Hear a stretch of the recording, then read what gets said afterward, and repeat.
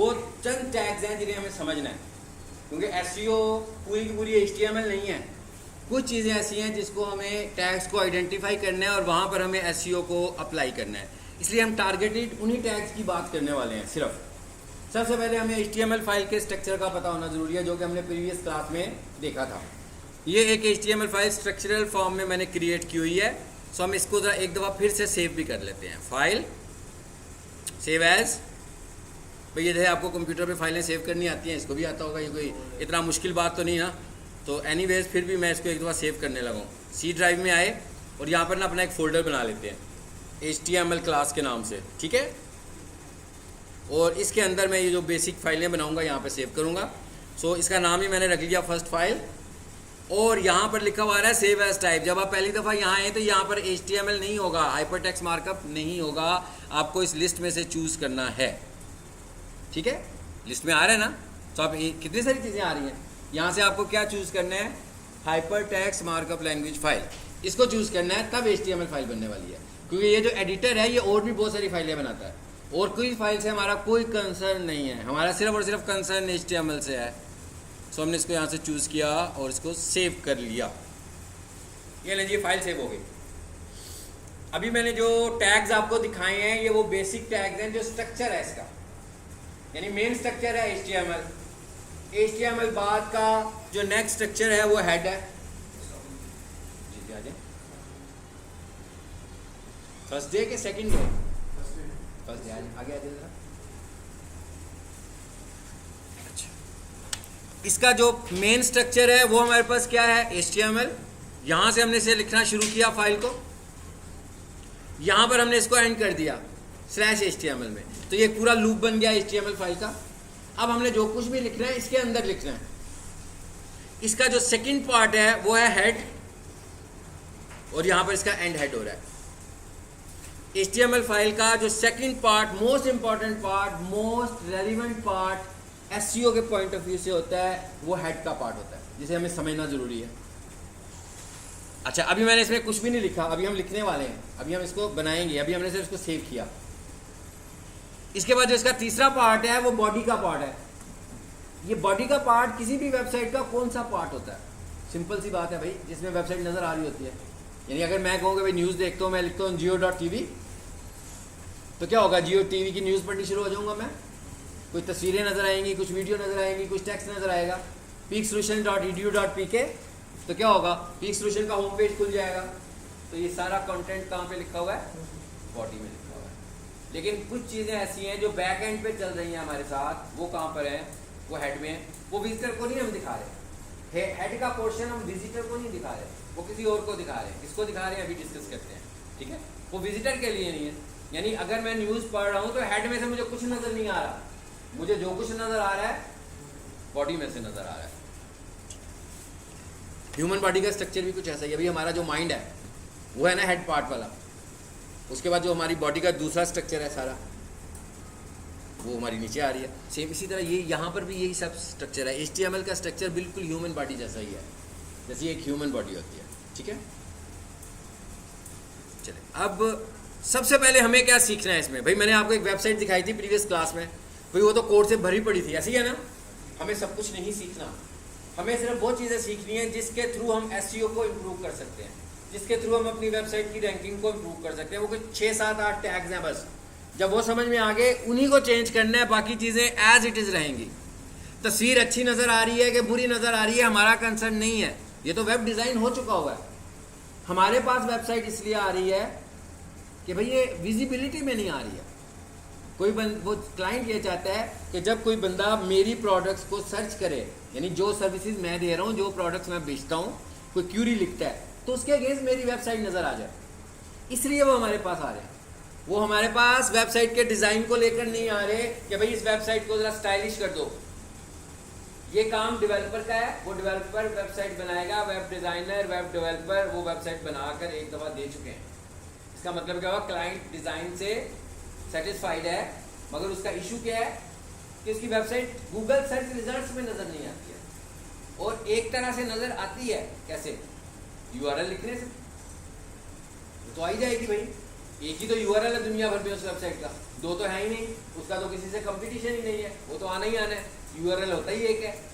लेकिन वो ये चाहता है कि वो जो चीज़ें बेचता है, जब क्लाइंट्स उनको सर्च करें तो उन चीज़ों पर उसकी वेबसाइट नजर आए, नाम पर नजर ना आए। बिजनेस नेम तो आना ही आना है ना, लेकिन प्रोडक्ट्स पे है, ये एसईओ है।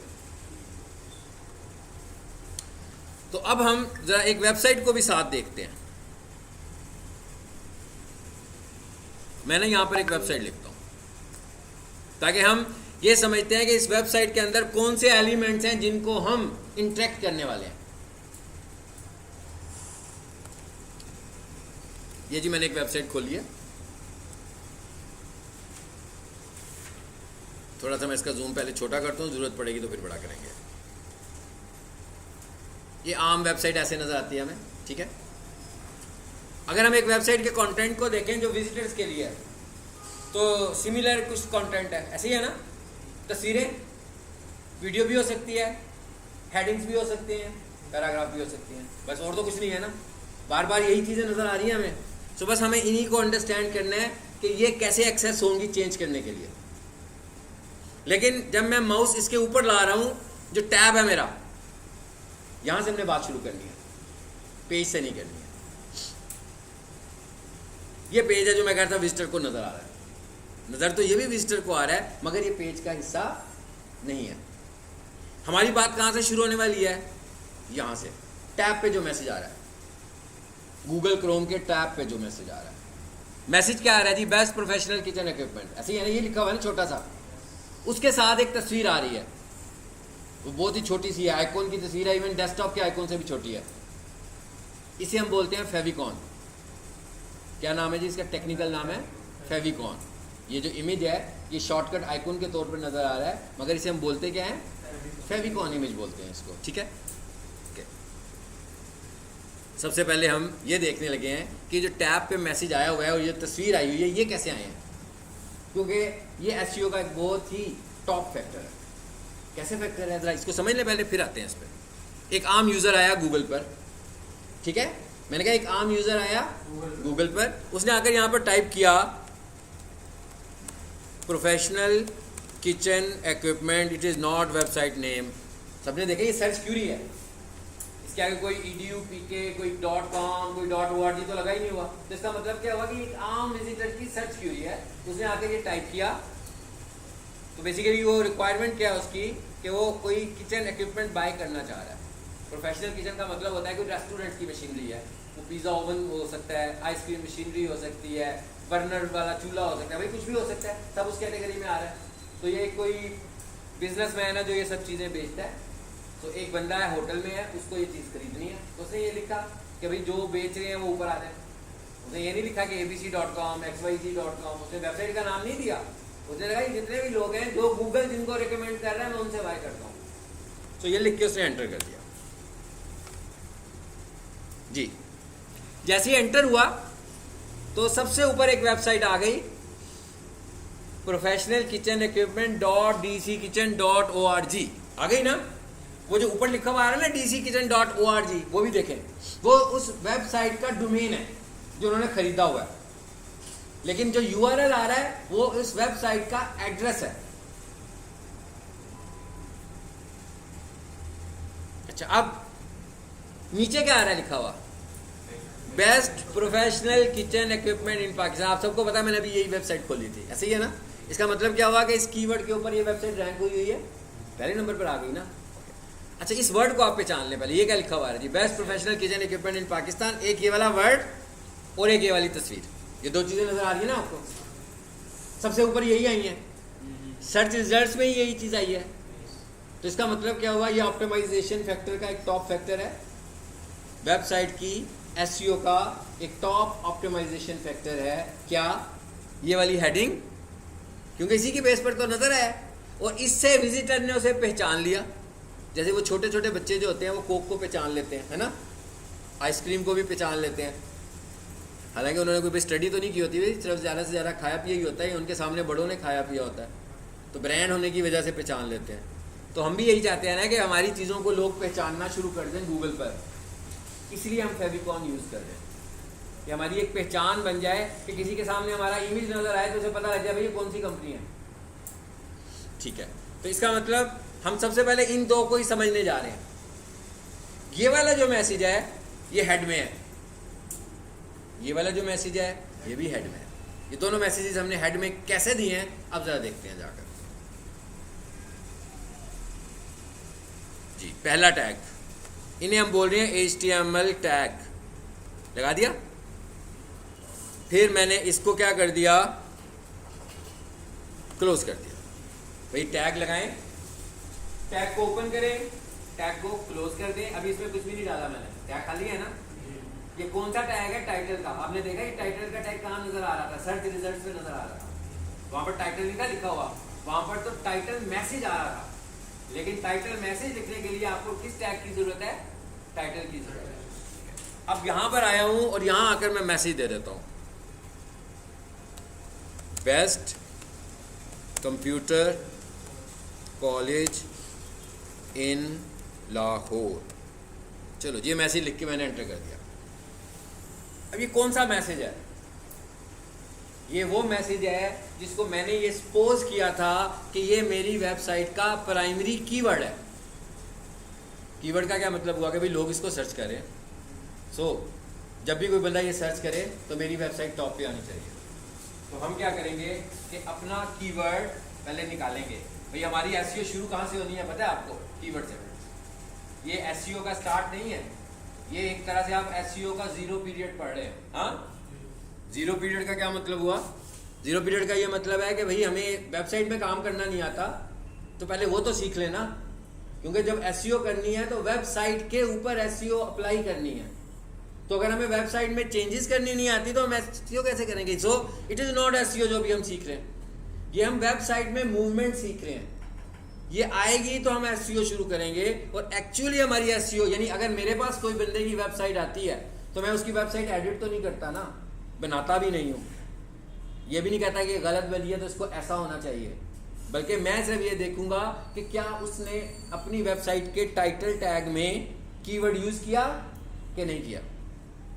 नहीं किया तो मैं उसका कीवर्ड आइडेंटिफाई करके उसमें लेकर आऊंगा। ये है काम मेरा। कैसे आइडेंटिफाई करेंगे, रिसर्च करके कि भाई ये उसका बिजनेस है, ये उसकी बिजनेस टाइप है, ये उसके कंपटीटर्स हैं, लोग इस तरह की सर्चेस करते हैं, मुझे ये पता लगाना है कि इनमें से कौन सी सर्चेस अच्छी हैं। ये जी बिल्कुल कर सकते हैं, लेकिन एक हमारा प्राइमरी कीवर्ड होगा, ठीक है, जो पहले नंबर पे हम जिसको रैंक करवाने लगे हैं। तो इसका मतलब वो हमें ये रिसर्च करनी है, यहाँ से हमारी एसईओ शुरू होनी है, कीवर्ड रिसर्च से।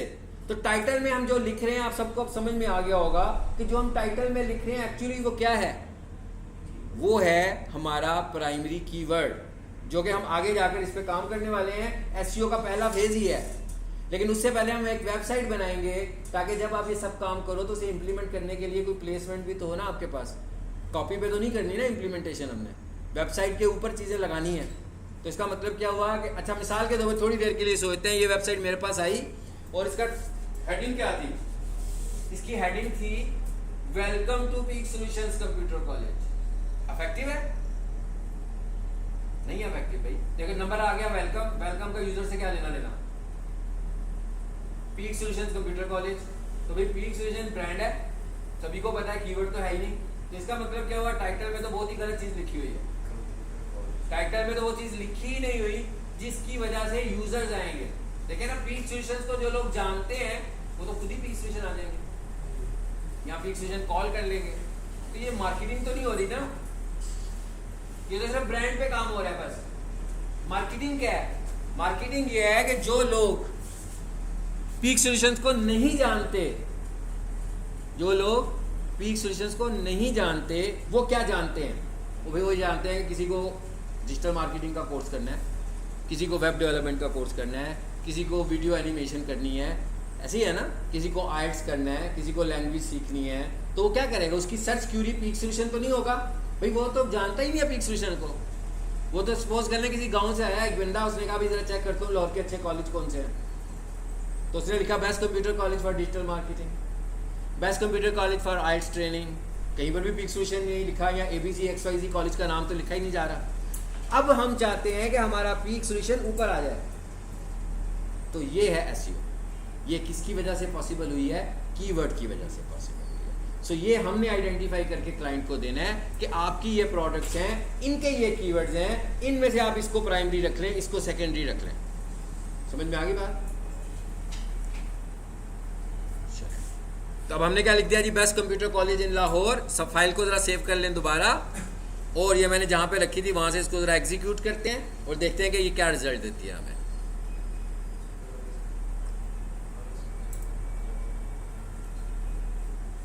जी मैंने कहाँ रखी थी?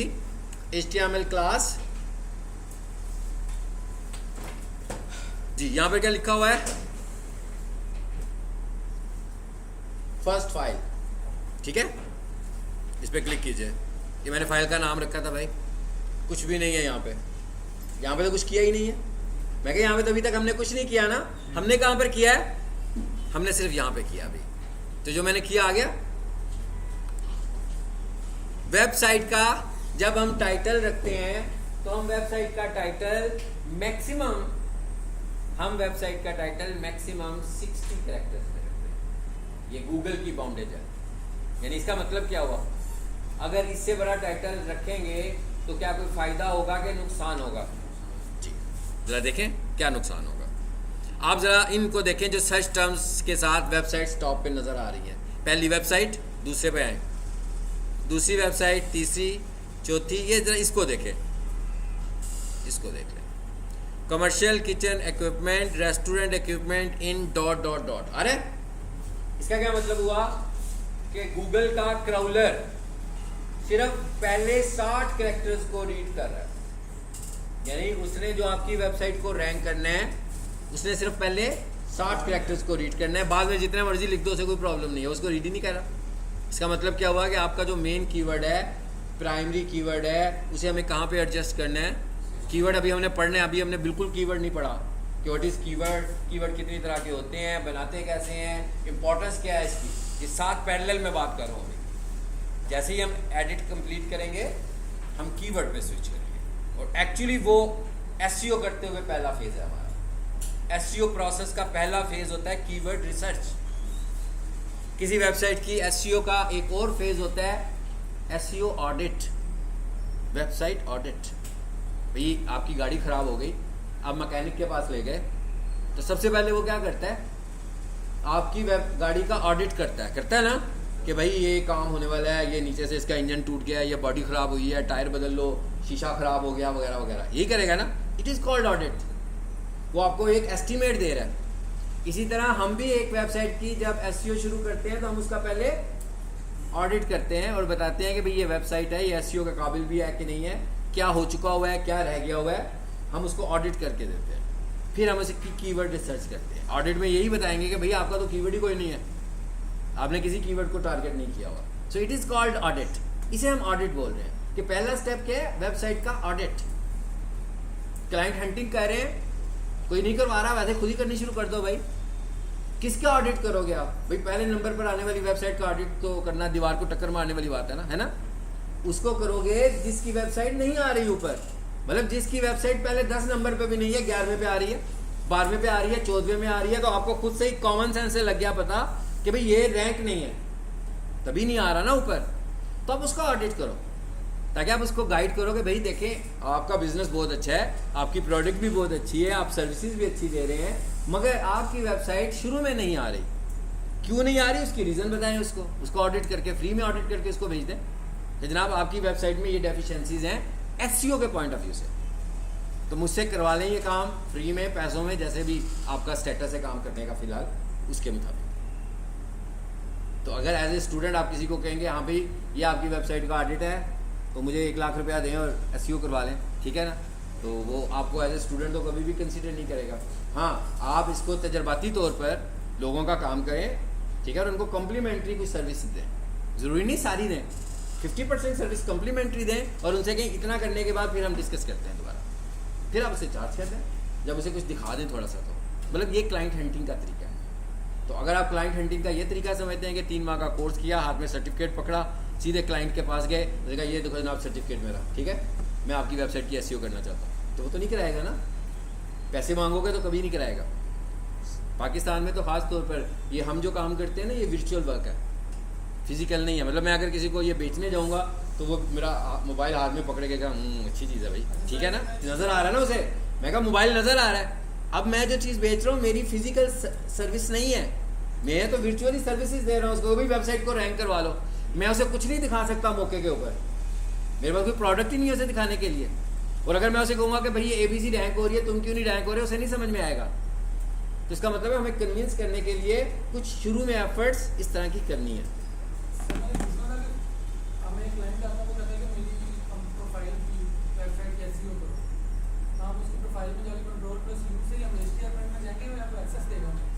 नहीं बिल्कुल वो हमें एक्सेस देगा, आगे की बात है, लेकिन वो हमें एक्सेस देगा। यानी अगर आपने उसने आपको हायर कर लिया, ठीक है, कि भाई आप मेरी वेबसाइट की SEO करें, तो अब आप उसकी SEO शुरू कैसे करेंगे, हमें उसकी वेबसाइट का एक्सेस चाहिए। वो वैसा एक्सेस होगा जो डेवलपर के पास था जिसने वेबसाइट बनाई थी। वो कौन सा एक्सेस होगा आगे जाकर उसको भी डिस्कस कर लेते हैं, ठीक है। अभी जरा बेसिक लेआउट को देख लें। सो ये अब आपको समझ में आ गया। अब रह क्या गया बीच में, ये रह गया, ये रह गया ना। तो इस वेबसाइट को खोलते हैं, ज़रा देखते हैं कि इसका कोड क्या है। ये तो लग गया ना, सबको पता लग गया ना, ये लग गया है। चलिए इस वेबसाइट को दोबारा खोलते हैं। किसी भी वेबसाइट का अगर आपने कोड देखना हो, भाई मैं कोडिंग ही कर रहा हूँ ना, सबको पता लग गया मैं कोडिंग कर रहा हूँ, तो आपने किसी भी वेबसाइट का कोड देखना है तो आप इसके सोर्स कोड में चले जाएं, सीधे सीधे सादे तरीके से Ctrl+U करके आगे। इस कोड को देख के तो हम ऐसे ही परेशान हो जाएंगे कि भाई ये क्या है, भाई ये सब कुछ करना है, ये सब कुछ नहीं करना, इसमें से कोई 10-15% ही काम हमें करना है SEO के लिए। बाकी ये सारा डेवलपमेंट का पार्ट है, वो हमसे रिलेट ही नहीं कर रहा। वेब डेवलपमेंट का कोर्स नहीं है हमारा कोर्स SEO का है। हमें सिर्फ इतना कंफर्टेबल होना है कि हम इसको मैनेज कर सकते हो, बस। यानी मैं इसको रीड कर लूँ कि मुझे कहाँ कहाँ जाकर चेंजेस करनी है, वही चीज़ें हम एक एक करके पढ़ रहे हैं कि मुझे कहाँ कहाँ चेंजेस करनी है। अच्छा अब जरा आ जाते हैं ऊपर, थोड़ा सा इसका जूम बड़ा कर देता हूँ और हम उस जगह पे जाते हैं जो मैं अभी आपको पढ़ाने लगा हूँ। जी मैंने एक नाम लिया था, क्या नाम लिया था, फेविकॉन इमेज, लिया था ना, नजर आ रहा है ना, यहाँ पर एक लिखा हुआ है फेविकॉन इमेज। अच्छा जरा ये भी समझ लेते हैं ये क्या चीज़ आ रही है ऊपर, जो ग्रीन कलर में आ रहा है क्या है। यूँ करते हैं, इसको भी कॉपी करके ले जाते हैं यहाँ से।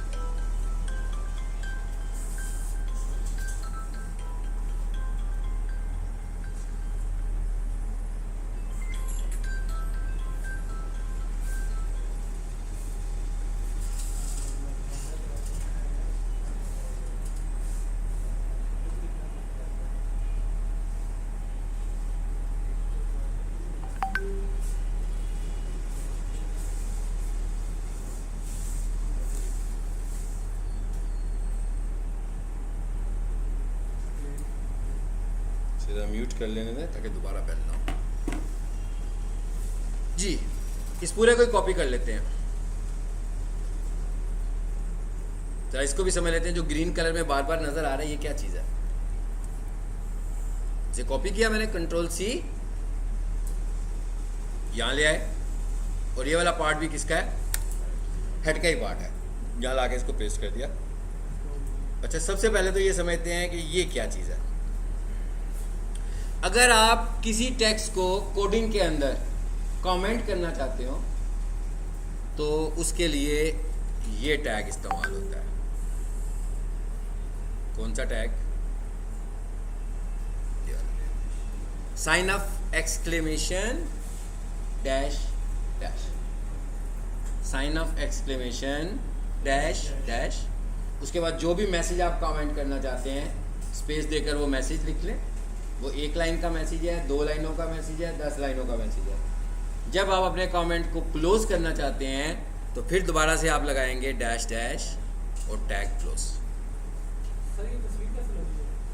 अभी उसकी बात करते हैं, वो तो बात ही नहीं की ना, अभी करते हैं इसकी भी बात करते हैं। पहले ये एक स्टेप बाय स्टेप समझते हैं ना चीज़ों को। यानी अगर आप भी कुछ कमेंट करना चाहते हैं, इसका मतलब क्या है कि ये जो मैंने ग्रीन कलर में लिखा हुआ है ये इस कोडिंग का पार्ट नहीं है, ये मैंने अपने लिए नोट के तौर पे लिखा है। तो अगर आप कोडिंग में, आप जैसे अभी ये ऊपर फेविकॉन लिखा गया तो मुझे कितना आसान हो गया पूरी कोडिंग में से फाइंड करना कि फेविकॉन कहाँ पड़ा हुआ है, ठीक है। अगर ना लिखा होता तो मैं रीड करके कोड को फाइंड करता कि भाई इनमें से फेविकॉन कौन से वाला है। इसका मतलब क्या हुआ कि हम अपनी वेबसाइट में अगर इस तरह कमेंटिंग करके काम करेंगे तो हमारी वेबसाइट का कोड जो है वो काफ़ी अंडरस्टैंडेबल हो जाएगा हमारे लिए भी और दूसरे प्रोफेशनल्स के लिए भी। तो पहले तो मैंने ये बताया कि इसका क्या मकसद है, सबको समझ में आ गया? ठीक है। अब हम ये कह रहे हैं कि वो जो टाइटल बार में तस्वीर नज़र आ रही थी वो कैसे आ रही थी? जो टाइटल बार में हमें तस्वीर नज़र आ रही थी वो किस तरीके से नज़र आ रही थी? फेविकॉन। उसके लिए हमारे पास टैग है, कौन सा जी? लिंक का टैग। अच्छा, पहले तो मैंने टाइटल का टैग बताया तो बड़ा ही सादा सा टैग था भाई, टाइटल लगाया, मैसेज दिया तो टाइटल लग गया, सिंगल टैग था विदाउट एनी ऑप्शन, ऐसे ही है। लेकिन ये जो लिंक का टैग है आप देख रहे हैं इसमें बहुत सारी ऑप्शंस आ रही हैं नजर, 2 ऑप्शंस हैं अभी आपको फिलहाल नजर आ रही है। पहली ऑप्शन क्या है? REL। दूसरी ऑप्शन क्या है? href। अच्छा, मैंने वर्ड इस्तेमाल किया ऑप्शन, सिर्फ समझाने के लिए पहली दफ़ा मैंने इसके लिए वर्ड ऑप्शन इस्तेमाल किया कि आपको ये समझ में आ जाएगा आसान से कि भाई लिंक के अंदर जो भी है वो उसकी ऑप्शन है, ऐसे ही है ना। मगर इसको हम टेक्निकली कॉल करते हैं एट्रीब्यूट, यानी ये लिंक के टैग का एट्रीब्यूट है REL। इसका मतलब क्या हुआ? एक टैग के अंदर जो ऑप्शंस होती हैं उन्हें हम क्या कॉल करते हैं? एट्रीब्यूट्स। तो हमें लिंक के टैग के अंदर 2 एट्रीब्यूट्स नज़र आ रहे हैं। पहला REL, रेड कलर में आ रहे हैं एट्रीब्यूट्स नज़र, आगे इंप्रेशन जो उनके हैं वो ब्लू कलर में आ रहे हैं।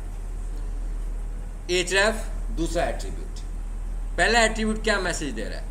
पहला एट्रीब्यूट ये मैसेज दे रहा है कि REL स्टैंड्स फॉर रिलेशन, कि भाई एक लिंक क्रिएट करो किस रिलेशन के साथ कि उसे होना चाहिए शॉर्टकट आइकन, यानी बहुत ही छोटी तस्वीर, ठीक है।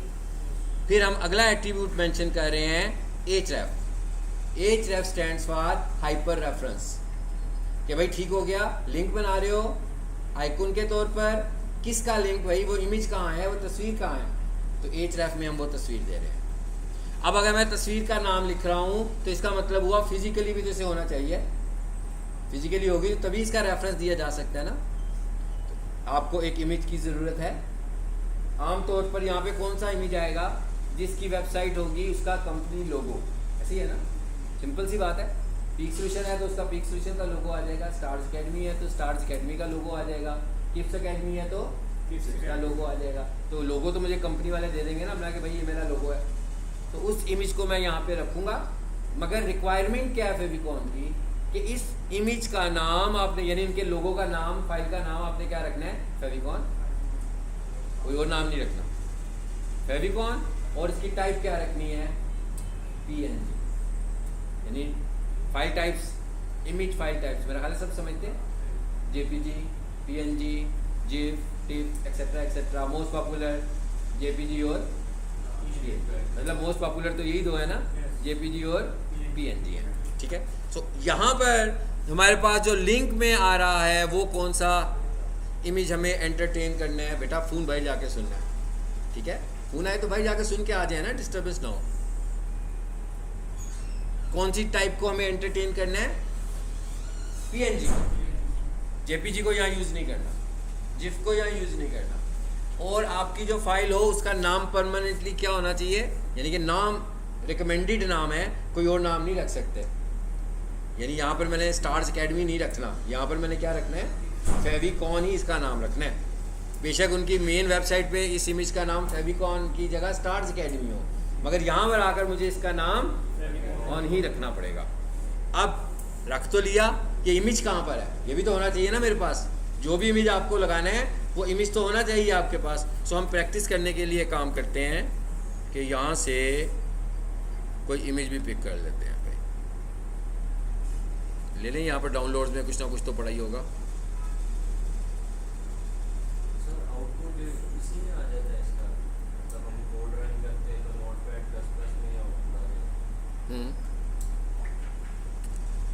कोई सा भी आप एडिटर यूज़ कर सकते हैं, ओके।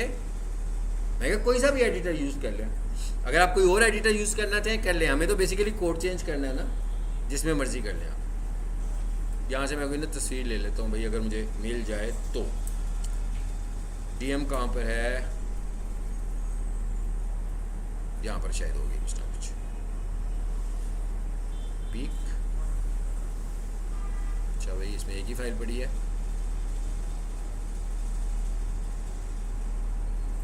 हाँ यहाँ कुछ मिल जाएगा। चले ये चूज़ कर लेते हैं। इसका नाम भी फेविकॉन है, ये नहीं करते हैं। कोई ऐसी चूज़ करते हैं जिसका नाम फेविकॉन ना हो। तो हम यूँ कर लेते हैं,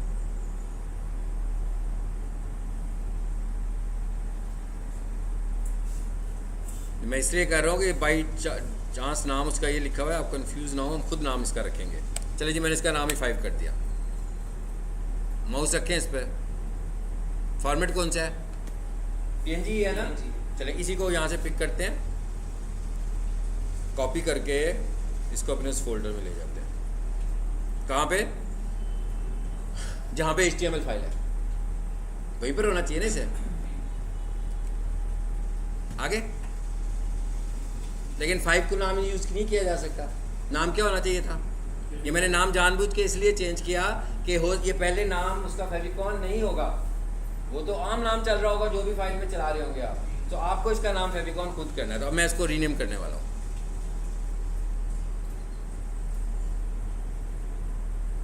चलो इसको रीनेम कर लें। किस नाम से? अगर आप इसके स्पेल आगे पीछे करेंगे तो फिर भी वो ठीक काम नहीं करेगा।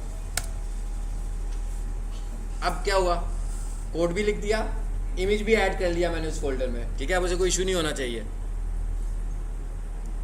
ठीक है ना।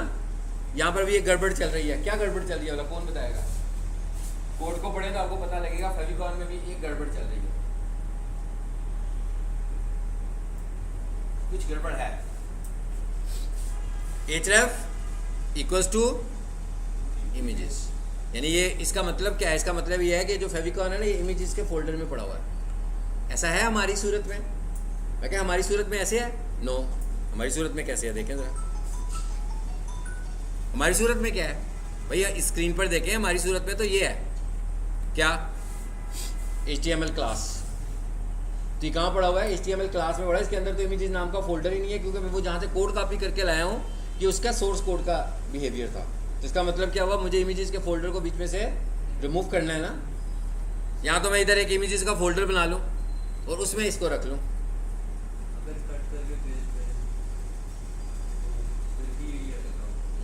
देखो तो हमें पाथ तो ठीक देना है ना। पाथ ठीक नहीं ना दिया हमने यहाँ पे, इसको हम रिमूव कर दें। सिंपल। यहाँ मैं क्या करूँ? एक उधर ही इमेजेस का फोल्डर भी बनाता। बेसिकली जब हम वेबसाइट को अपलोड करते हैं तो उसकी हायरार्की होती है कि वहाँ पर एक फोल्डर होता है इमेजेस के नाम से, और जितने भी इमेजेस होते हैं पूरी वेबसाइट को रिलेट करते हैं वो सारे हम उसी में रखते हैं। क्योंकि अभी हम एक सिंपल प्रैक्टिस कर रहे हैं इसलिए हम उस पर नहीं गए। ठीक है, अभी हम सिंपल तरीके पर आए हैं। लेकिन जब हम वेबसाइट तक पहुँच जाएंगे फिर मैं आपको बताऊंगा कि भाई इसके सारे इमेजेस जो हैं वो इमेजेस में पड़े हैं। तो आपने जो चेंज करनी है वहीं से करोगे, उन्हें बाहर नहीं निकालना। सेव कर लें। चलें जी, अब जरा इसका रिजल्ट देखते हैं। आई थिंक इसमें चल रहा था, यही है ना, बेस्ट कंप्यूटर कॉलेज। इसको रिफ्रेश करें पेज को। क्या हुआ? लोगो आ गया ऊपर कंपनी का, फेविकॉन भी आ गया ना। बेसिकली यहाँ पर कंप्यूटर कॉलेज का आना चाहिए था, वो मैंने जरा टाइम बचाने के लिए ये वाला कर लिया। ठीक है, तो ये हमने एक काम कर लिया। ये हमने इसलिए किया कि वेबसाइट के लिए ज़रूरी है, नहीं किया, बल्कि इसलिए किया कि ये रैंकिंग के लिए ज़रूरी है। ये रैंकिंग फैक्टर था तो मैंने इसलिए किया। 2 काम किए। पहला, टाइटल में कीवर्ड को एडजस्ट किया। दूसरा, फेविकॉन लेकर आया। ये दोनों काम किस जगह पर हुए? टाइटल में नहीं, हेड में हुए। ये दोनों काम किस जगह पे हुए? हेड में हुए। यानी आज के लेसन में हमने टैग्स कौन से देखे? अब ये जो छोटा सा एक हमारा फेज है ना, जिसमें हम HTML को सीख रहे हैं। देखिए मैं आपको बता देता हूँ सिंपली आपने सीखना क्या है HTML में। टाइटल, लिंक हो गया ना, फेविकॉन तो लिंक में आ गया। ठीक है, उसके बाद बॉडी के अंदर जाएंगे हेडिंग स्टाइल्स, बॉडी के अंदर जाएंगे बोल्ड और स्ट्रॉन्ग, बॉडी के अंदर जाएंगे इमेज, और बॉडी के अंदर जाएंगे हाइपरलिंक। बस ये 5-6 टैग हैं जिन्हें हमें समझना है। इनको समझने के लिए आपको अपना स्टडी माहौल में जाना है। जैसे हम कोई चीज़ पढ़ रहे होते हैं, मैं क्या उस तरह का, क्योंकि जब तक आप इसको रीड नहीं करेंगे और फिर इसको प्रैक्टिस नहीं करेंगे तो ये नहीं प्ले होगा। आज आप देखते हैं स्कूल में सोशल मीडिया पे कितने एड्स आ रहे होते हैं, कोडिंग के नाम से एड्स चल रहे होते हैं कि बच्चों के लिए कोडिंग कोर्स आए हुए हैं ना, बच्चों के लिए कोडिंग कोर्स। छोटे बच्चों को भी आजकल कोडिंग करा रहे हैं। इसकी वजह क्या है? डेवलपमेंट। कि भाई अगर तो आज का सारा काम तो वेब डेवलपमेंट का कोडिंग बेस्ड हो चुका हुआ है, तो जो भी बंदा इन चीज़ों को अंडरस्टैंड करना चाहता है, जो कोडिंग को अच्छा अंडरस्टैंड करता है, वो सब कुछ अंडरस्टैंड कर सकता है। जो कोडिंग को अंडरस्टैंड नहीं करता वो सिर्फ CMS को अंडरस्टैंड कर सकता है। मतलब वो फ्रंट व्यू को अंडरस्टैंड कर सकता है, वो फ्रंट एंड को अंडरस्टैंड कर सकता है, वो बैक एंड को अंडरस्टैंड नहीं कर सकता। सो आज की तारीख में कोडिंग अंडरस्टैंड करना बहुत जरूरी है। और अब आपको पता लग गया कि SEO के लिए मैंने नाम ही बता दिया आपको कि टाइटल का टैग, लिंक का टैग, हेडिंग का टैग, ये H1 से लेकर H6 होते हैं। बोल्ड का टैग, स्ट्रॉन्ग का टैग, IMG का टैग जो तस्वीर के लिए होता है, और हाइपरलिंक का टैग जो A होता है। ये अगर हमें बहुत कॉन्फिडेंट के साथ समझ में आ जाएंगे, अच्छे तरीके से हमें ये समझ में आ जाएंगे, अच्छे तरीके से हम इन्हें यूज कर सकते हैं, तो आप SEO एक्सपर्ट बन जाएंगे। इनमें कहीं SEO नहीं हो रही है। देखिए मैं कह रहा हूँ इनमें तो SEO है ही नहीं है, लेकिन जब आपने SEO करनी है तो आपने इन जगहों को आइडेंटिफाई करना है। तो जब आपकी इन जगहों की एक्सपर्टीज होंगी तभी आइडेंटिफाई कर सकेंगे ना। जब आपको ये पता ही आपको कि नहीं भाई कोडिंग मेरी बड़ी वीक है, तो SEO बड़ी अच्छी है, तो SEO फिर बुक पे ही होगी ना, कॉपी पे होगी। SEO वेबसाइट के ऊपर अप्लाई कैसे होगी? आप SEO को वेबसाइट पर अप्लाई नहीं कर सकते। ठीक है, आज के लिए इतना ही। अभी उन्होंने एक क्वेश्चन किया था कि जनाब हम SEO अप्लाई कैसे करेंगे? क्लाइंट हमारे पास आएगा तो क्या पैसे रहेंगे तो SEO शुरू हो जाएगी? कैसे होगा? कुछ ना कुछ तो उसने भी देना है ना हमें, उसने भी तो कुछ प्रोवाइड करना है हमें। वो क्या हमें प्रोवाइड करेगा? वो हमें अपनी वेबसाइट का एडमिन पैनल प्रोवाइड करेगा जहाँ पर उसकी वेबसाइट डेवलप हुई है। अब ये मुख्तलिफ पैनल्स हैं, मैं कि ये वाले पैनल्स एक नहीं है, डिफरेंट है। मिसाल के तौर पर जो कोडिंग की वेबसाइट है उसमें हमें C पैनल चाहिए। जो वर्डप्रेस की वेबसाइट है उसमें हमें WP एडमिन का एक्सेस चाहिए, जो वर्डप्रेस की वेबसाइट है। साथ में हमें C पैनल भी चाहिए, मैं कह साथ में हमें C पैनल भी चाहिए। इसी तरह जो शॉपिफाई की वेबसाइट है, ये डेमास्कस में आए जरा,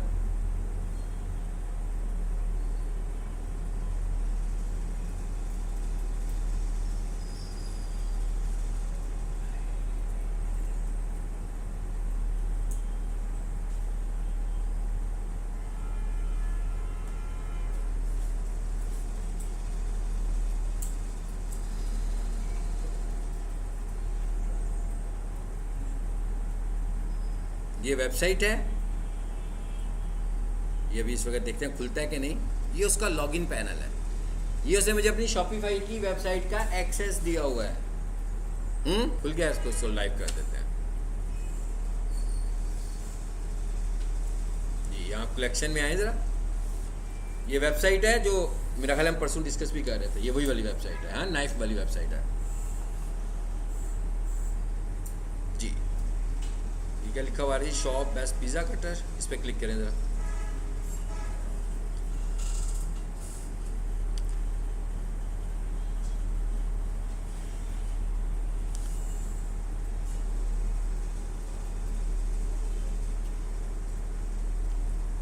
जी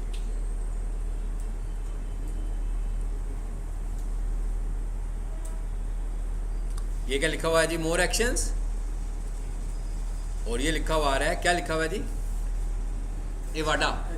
अभी हम कोडिंग में SEO कर रहे हैं, शॉपिफाई में और वर्डप्रेस में हमें टूल्स की ज़रूरत है SEO करने के लिए। शॉपिफाई के जो टूल्स हैं उन्हें हम ऐप्स बोलते हैं, और वर्डप्रेस के जो टूल्स हैं उन्हें हम प्लगइन बोलते हैं। बिहेवियर एक ही जैसा है दोनों का। मैं इस पे जाता हूँ तो आप देखते हैं कुछ थोड़ी सी शक्ल चेंज होगी इसकी।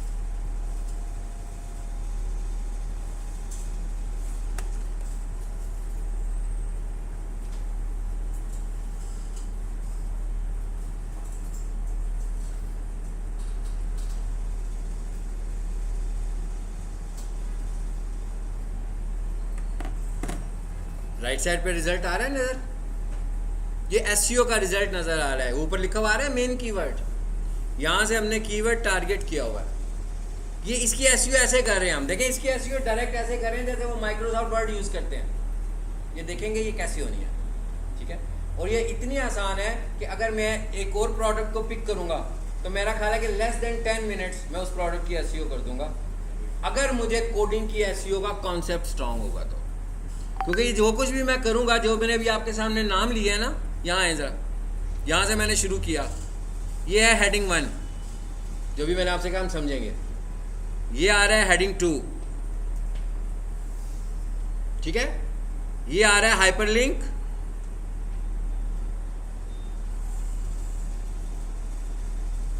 ये हाइपरलिंक आ रहा है और ये बोल्ड भी हुआ है, ऐसे ही है। ये भी सब हेडिंग आ रही है, यही बोला था ना अभी मैंने, यही चीजें हम कोडिंग में सीखने लगे। और अगर मैं ये देखूं कि ये तो शॉपिफाई की वेबसाइट है, मगर ये देखें ये क्या बना हुआ है, कोड बना हुआ है, इस पर क्लिक करें, कोडिंग में आ गए। तो अगर आप कोडिंग के एक्सपर्ट हैं तो वहाँ नहीं है एक्सपर्ट, तो आप यहाँ बैठ के काम कर लें, ठीक है। ये सिर्फ आपको मैंने इंटरफेसेस दिखाए हैं, coding interface, Shopify interface, WordPress का भी सेम इसी तरह का है, सिर्फ उसके टूल्स डिफरेंट हैं, ठीक है। ये टूल हमें ख़रीदना पड़ा, अवाडा हमने बाय किया हुआ है। ये जब तक मैं एसईओ कर रहा हूँ उसको हम अपने साथ रखेंगे, जब इनकी कंपनी की एसईओ कंप्लीट हो जाएगी फिर हम इसको रिन्यू नहीं करवाएंगे, लेकिन इससे हमारी एसईओ डैमेज नहीं होगी कि भाई अब रिन्यू नहीं करवाया तो शायद ये एसईओ को भी उड़ा के ले जाएगा। मतलब जिस दिन हम इसे खरीदेंगे नहीं उस दिन हम इसको यूज़ नहीं कर सकते, बस आगे से फ्री फीचर तो हम उस दिन भी यूज़ कर सकते हैं, हाँ फुल फीचर्स यूज़ नहीं कर सकते। लेकिन किसी ने मुझे पूछा था कि सर जब ये हम नहीं रिन्यू करवाते तो एसईओ ख़त्म हो जाती है। बिल्कुल एसईओ को कुछ नहीं होना, जो एसईओ आप इससे कर चुके हैं वो नज़र आ रही है। इस टूल का फ़ायदा क्या है, ये एसईओ के एलिमेंट्स को आइडेंटिफाई कर रहा है। ऐसे ही है ना कि ये हो गया और उसने आगे रिजल्ट भी शो कर दिया कि भाई आपने एसईओ के स्कोर को अचीव किया हुआ। इंशाल्लाह ये आप लोगों ने भाई खुद से इंस्टॉल कर लेना है, छोटा सा एप्लीकेशन है, गूगल पे जाकर लिखना है डाउनलोड नोटपैड++, ठीक है। ये सामने ही आपके पास आ जाएगा, जिनके पास ये नहीं है। ये फ्री टूल है, मतलब इसके लिए कोई लाइसेंस वगैरह किसी चीज़ की ज़रूरत नहीं है। जैसे आप इस पर क्लिक करें, ये पहले ही ऑप्शन पे क्लिक करें, ये डाउनलोड होगा, उस पर क्लिक करें, इंस्टॉल हो जाएगा, सिंपल। तो मैं जैसे मैं यूज़ कर रहा था उसी तरह ये फिर आप इसको इस्तेमाल कर सकते हैं। आ गया ना डाउनलोड। ऐड पे नहीं क्लिक करना, ऐड पे नहीं करना, इस पे करना है, ठीक है। हाँ